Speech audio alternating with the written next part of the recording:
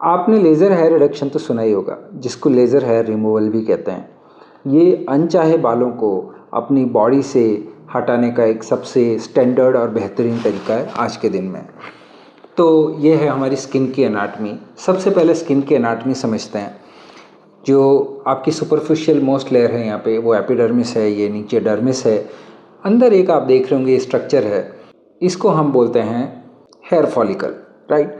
Hair follicle के अंदर होता है ये हेयर शाफ्ट, देख रहे हैं या ब्लैक हेयर जो अल्टीमेटली स्किन की सरफेस से इस तरीके से बाहर निकलता है। तो ये जो हेयर शाफ्ट है ये अंदर होते हुए और यहाँ तक होता है, और यहाँ पे हेयर बन रहा होता है। एक्चुअल में ये जो शाफ्ट का फॉर्मेशन है वो यहाँ पर होता है, राइट।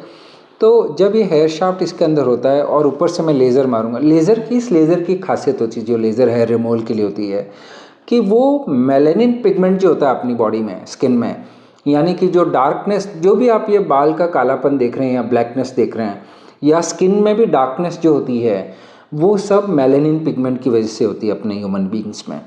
तो अगर ये लेज़र मैं इसमें मारूंगा, और क्योंकि आप देख रहे होंगे कि ये थिक शाफ्ट है और ये काला ब्लैक और थिक शाफ्ट है, तो इसमें बहुत सारा मेलानिन पिगमेंट है। जितना डार्क है हेयर या जितनी डार्क स्किन है, इसका मतलब मेलानिन उतना ही ज़्यादा है।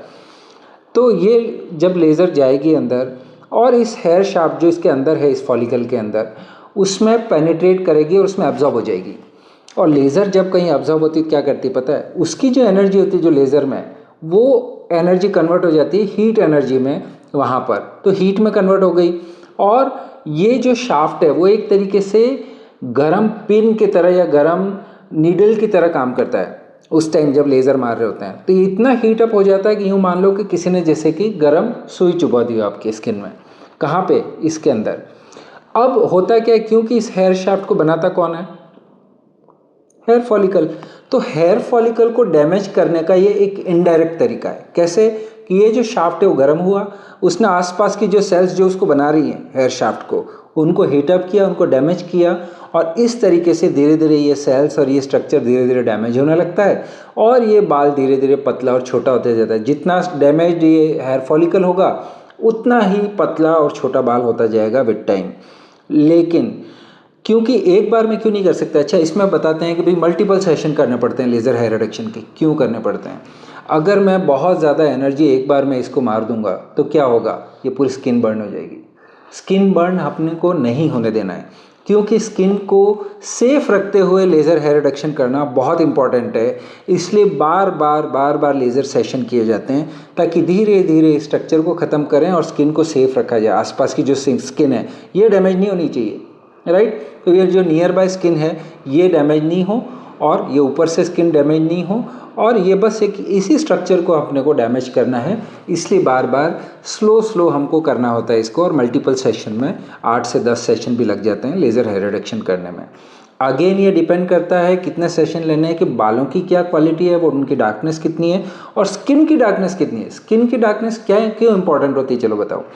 अगर आप सोचो ये जो मेलानिन पिगमेंट इसमें है वो यहाँ पर है, एपिडर्मिस में होता है अपना पिगमेंटेशन जो होता है स्किन में। अगर वो पिगमेंट यहाँ पर है, मैं यहाँ से रेज मार रहा हूँ, तो डू यू थिंक कि वो लेज़र सारी यहाँ नीचे आके और इस हेयर शाफ्ट में ऑब्जर्व होगी? नहीं होगी। वो थोड़ी बहुत यहाँ पे भी ऑब्जर्व हो जाएगी जहाँ पे अपना मेलानिन पिगमेंट है इस एपिडर्मिस में। तो क्या होगा? उससे स्किन भी हीटअप हो जाएगी, और वो अगेंस्ट जाता है अपने इस रूल के कि हमको सिर्फ ये स्ट्रक्चर डैमेज करनी है हेयर फॉलिकल की, ना कि स्किन को डैमेज करना है। इसलिए जिनकी स्किन डार्क होती है उनमें रिजल्ट्स बहुत स्लो आते हैं, क्योंकि हमको बहुत ध्यान से करना पड़ता है, एनर्जी कम डिलीवर कर पाते हैं, नहीं तो ये हेयर फॉलिकल के साथ स्किन बर्न भी हो जाते हैं, और जो हम नहीं चाहते हैं, राइट। एक और एग्जांपल लेते हैं कि ये हेयर शाफ्ट है वो पतला है एक कंडीशन में और एक में थिक है। तो आपको क्या लगता है, थिक में मेलानिन ज़्यादा है कि थिन में? ऑब्वियसली थिक, अगर जितना मोटा हेयर होगा तो उसमें मेलानिन ज़्यादा होगा। मेलानिन ज़्यादा होगा तो ये जो रेज आ रही हैं वो भी ज़्यादा एब्जॉर्ब होंगी। ज़्यादा एब्जॉर्ब होंगी तो हीटिंग ज़्यादा होगी उस शाफ्ट की हीटिंग ज़्यादा होगी तो आसपास की इन सेल्स को ज़्यादा अच्छे से डैमेज कर पाएगा और रिजल्ट्स बेटर आएंगे। लेकिन अगर ये बाल पतला है तो मेलानिन कम है, एनर्जी कम एब्जॉर्ब करेगा, कम एनर्जी एब्जॉर्ब होगा तो कम हीटिंग होगी, कम हीटिंग होगी तो इसका डैमेज कम होगा, तो स्लो रिजल्ट्स आएंगे। इसलिए ये उल्टा होता है, आपको लगता है पतले ही तो बाल हैं अब तो जल्दी ख़त्म हो जाने चाहिए, नहीं, मोटे और थिक और ब्लैक हेयर जो होते हैं ना, उनमें लेज़र हेयर रिमूवल का, हेयर रिडक्शन का रिजल्ट्स ज़्यादा बेटर और जल्दी आता है एज़ कम्पेयर टू पतले हेयर। अब जब हम लेज़र करने लगते हैं तो धीरे धीरे स्ट्रक्चर डैमेज होती है, बाल पतला होने लग जाता है। तो शुरू के रिजल्ट्स आपको बहुत अच्छे दिखेंगे, बट बाद में वो स्लो डाउन हो जाते हैं जस्ट बिकॉज क्योंकि वहाँ मेलानिन बचा ही नहीं है, तो वो जो लेज़र हम मार रहे हैं वो उतना इफेक्टिव ही नहीं हो पाती, क्योंकि वो इतना हीटिंग ही नहीं कर पाई, क्योंकि वहाँ मेलानिन ही कम बचा है उस शाफ्ट के पतला होने की वजह से। राइट, समझ में आ गया। अब आपको प्रिकॉशंस क्या रखना है लेज़र हेयर रिडक्शन में, ये समझते हैं। अगर आप लेज़र हेयर रिडक्शन सेशन कराने से पहले एपिलेशन कर लेते हैं, यानी हेयर को पकड़ के खींच लेते हैं, थ्रेडिंग कर लेते हैं, वैक्सिंग कर लेते हैं, तो क्या होगा, इस शाफ्ट के अंदर, ये जो शाफ्ट है हेयर शाफ्ट इस फॉलिकल के अंदर, वो पूरा यहाँ से यहाँ तक जो शाफ्ट है पूरा, ये पूरा आप निकाल देंगे बाहर। और ये बाहर निकाल दिया अगर आपने थ्रेडिंग, वैक्सिंग, इनसे जिससे भी, तो क्या इफेक्टिव होगा? नहीं होगा। क्यों नहीं होगा? क्योंकि लेज़र आएगी, एब्जॉर्ब कहाँ होगी? जब एब्जॉर्ब ही नहीं होगी तो हेयर फॉलिकल को डैमेज कैसे करेगी? तो लेज़र हेयर रिडक्शन कराने से कम 2 वीक पहले तक का जो टाइमिंग है उसमें आपको थ्रेडिंग, वैक्सिंग और इस टाइप के कोई भी कॉस्मेटिक ट्रीटमेंट्स नहीं कराने चाहिए पार्लर से, नहीं तो लेज़र हेयर रिडक्शन आपकी इफ़ेक्टिव नहीं रहने वाली है। और इसीलिए हम लोग मना बोल देते हैं। अगर कोई पेशेंट 5-7 दिन पहले वैक्सिंग करा के आता है तो हम उसको वापस भेज देते हैं कि आप और 8-10 दिन बाद आइए, ताकि वो जो हम सेशन लेंगे आपका वो आपको इफ़ेक्टिव रहेगा। राइट। एक और ट्रीटमेंट कराते हैं पार्लर पे जिसको बोलते हैं ब्लीचिंग।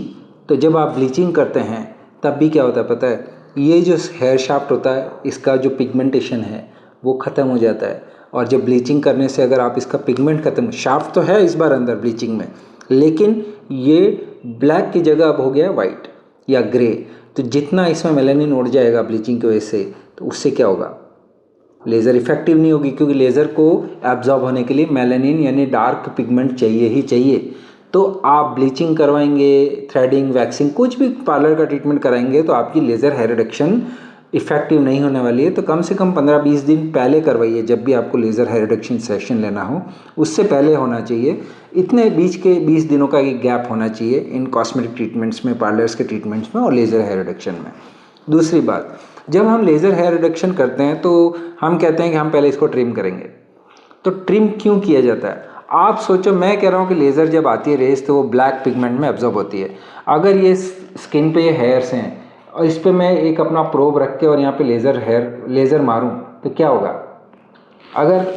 अगर मैं इन बालों को ऐसे ही छोड़ दूँ और इसके ऊपर लेज़र मारूँ तो क्या होगा? आपको नहीं लगता ये भी गर्म पिन की तरह हो जाएंगे या गर्म नीडल की तरह हो जाएंगे? तो क्या होगा, अगर मैं यहाँ से लेज़र मारता हूँ तो ये सारे बाल हीट अप हो जाएंगे, मल्टीपल हेयर्स होते हैं, तो ये सब हीट होके क्या करेंगे, बर्न कर देंगे यहाँ पे। तो इसलिए लेज़र हेयर रिडक्शन से पहले हम यहाँ से ट्रिम कर देते हैं, चाहे वो ट्रिमर से हो या रेज़र से हो, और वो करना ज़रूरी है। अदरवाइज़ क्या होगा, इनमें लेज़र एब्जॉर्ब हो जाएगी और इससे 2 नुकसान होंगे। एक तो यहाँ पे ज़्यादा एब्जॉर्ब हो गई तो यहाँ पे हीटिंग होके और यहाँ स्किन डैमेज हो जाएगी। सेकंड, वो लेज़र जो यहाँ ख़त्म हो गई, यहाँ एब्जॉर्ब हो गई, वो नीचे तक नहीं पहुँचेगी, और नीचे तक नहीं पहुँचेगी तो इफ़ेक्ट नहीं आएगा, कम आएगा। तो इसलिए ट्रिमिंग करना ज़रूरी है। स्किन कलर जितना लाइट होगा उतना बेटर है लेज़र हेयर रिमूवल के लिए, ताकि जो लेज़र है वो बिना किसी रुकावट के और बिना स्किन को गर्म करे ऊपर नीचे पहुंच पाए। और जितना डार्क और थिक हेयर होगा उतना ज़्यादा बेटर रिजल्ट्स आएंगे। और जब भी लेज़र हेयर रिडक्शन करवाएं तो ये ध्यान रखें कि स्किन का एक लेवल का हीटिंग तो होता ही है, और इसलिए ये फ़ोटो सेंसिटिव हो जाती है, यानी कि जब इस पर सनलाइट गिरेगी तो यहाँ पिगमेंटेशन या स्किन डार्क होने के चांसेस रहते हैं। इसलिए सन प्रोटेक्शन बहुत ज़रूरी है, प्लस मॉइस्चराइज़र लगाना बहुत ज़रूरी है, नहीं तो स्किन इरिटेटेड रहती है। तो मॉइस्चराइज़र दिन में 2-3 बार लगाएं और सनस्क्रीन 3-4 बार लगाएं, और जहाँ तक हो सके धूप में निकलना अवॉइड करें, ताकि स्किन में डार्कनिंग नहीं आए और कोई डैमेज नहीं हो। अगर आपको ये कंटेंट अच्छा लगता हो हमारे चैनल का तो प्लीज़ सब्सक्राइब ज़रूर करना, सो दैट हमको भी मोटिवेशन मिलेगी कि ऐसे और कंटेंट हम क्रिएट करें, जिससे आपको एक कोर बेसिक समझ में आए कि आखिर ये कॉस्मेटिक ट्रीटमेंट्स काम कैसे करते हैं और आपको किन किन चीज़ों का ध्यान रखना चाहिए। Thank you.